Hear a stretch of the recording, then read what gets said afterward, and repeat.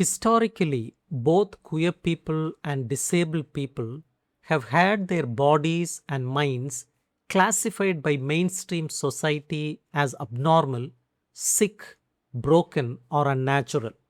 For generations, dominant systems of medical and social power tried to fix, cure, or isolate individuals who did not fit the normative molds of gender, sexuality, and physical or mental ability. In response, activists and scholars did something radical. They reclaimed the very words used to insult them. Just as activists in the late 20th century took the slur queer and turned it into a proud political identity, disability rights activists reclaimed the word cripple or crip. People wince when they hear the word crip, and that sharp jolt is exactly the point. It is meant to shake people out of their everyday assumptions about what constitutes a normal body or mind. Queer crip theory does not simply layer queer studies on top of disability studies. Instead, it uses the critical tools of both fields to expose and dismantle the interlocking systems of compulsory heterosexuality and compulsory able bodiedness. To understand queer crip theory, we must look at how it defines disability. Kauffer proposes a political and relational model of disability.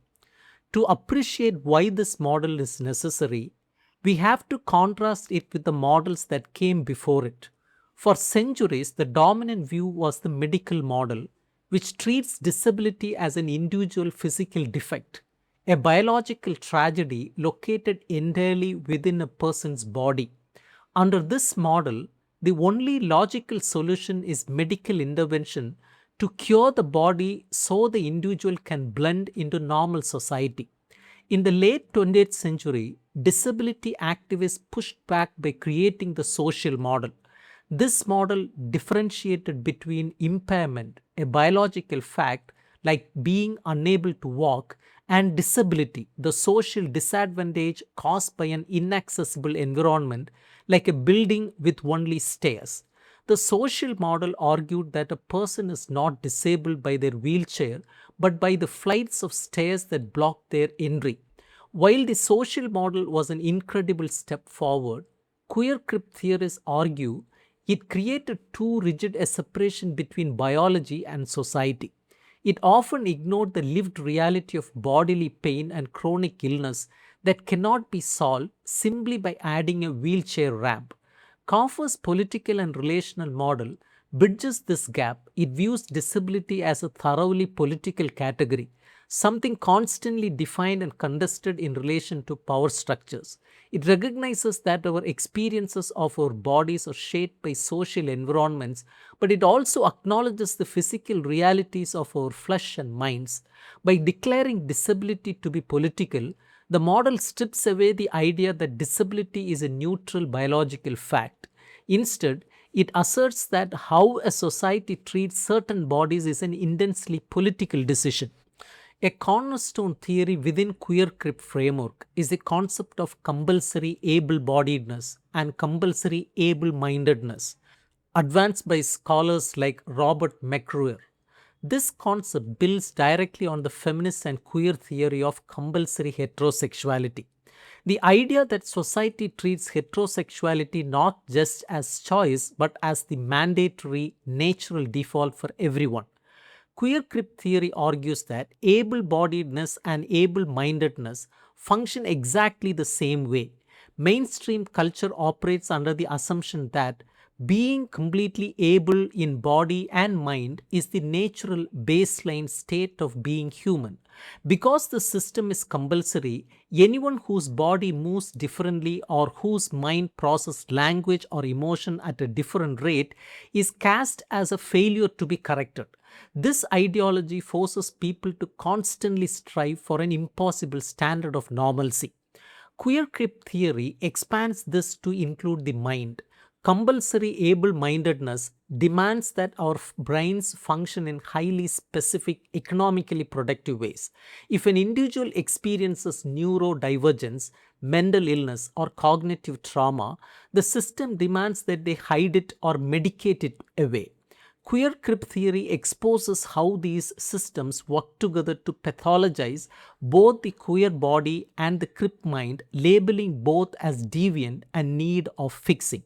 One of the most fascinating theoretical aspects of this field is its critique of time itself. In modern industrial societies, time is treated as linear, rigid, and strictly tied to capitalist efficiency. We are expected to move, think, work, and produce at a highly regimented, uniform pace. Crip time completely explodes this expectation. Margaret Price explains Crip time is not just about giving disabled people extra time or an extension on a deadline.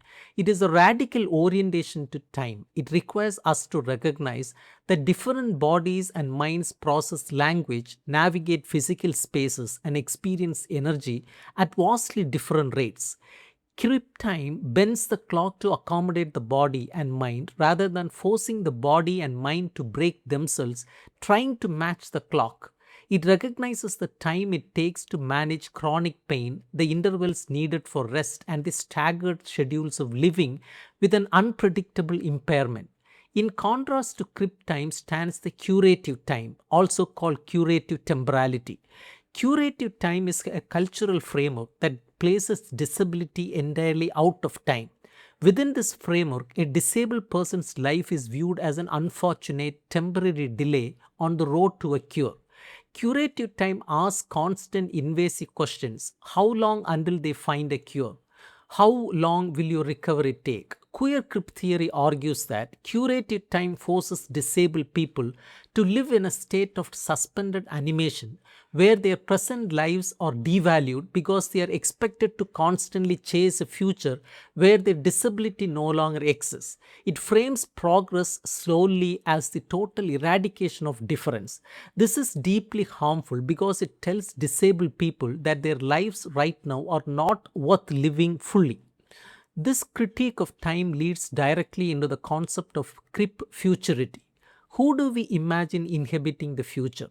In mainstream political rhetoric, the future is always symbolized by the figure of the healthy, non disabled child. Society is obsessed with creating a better world for future generations, but within this cultural imagination, that future world is strictly imagined as a world completely free of disability. The presence of a disabled child is frequently weaponized in public discourse as a symbol of no future or a tragedy to be prevented at all costs. Crip futurity steps in to fiercely contest this erasure. It demands a future that actively welcomes, desires, and values queer and Crip lives. It rejects the idea that a good future requires the total medical elimination of physical, sensory, or mental differences. Instead, Crip futurity insists on imagining an elsewhere and elsewhen where spaces are inherently accessible, where dependency on others is not seen as a shameful burden, and where living with an impairment is recognized as a profound, valuable part of the human experience. This does not mean rejecting medical care or refusing treatment. It means refusing to believe that a life with impairment is a life not worth living. The final theoretical aspect we must address is how queer Crip theory moves from thought to action through coalition politics. Queer Crip theory is not interested in isolating its struggles because it views identity as fluid, relational, and deeply political. It actively seeks out alliances with other social justice movements. Take the example of bathrooms. Transgender and genderqueer individuals face systematic exclusion when public restrooms are divided strictly along a binary. At the same time, disabled individuals face exclusion because of a lack of physically accessible stalls.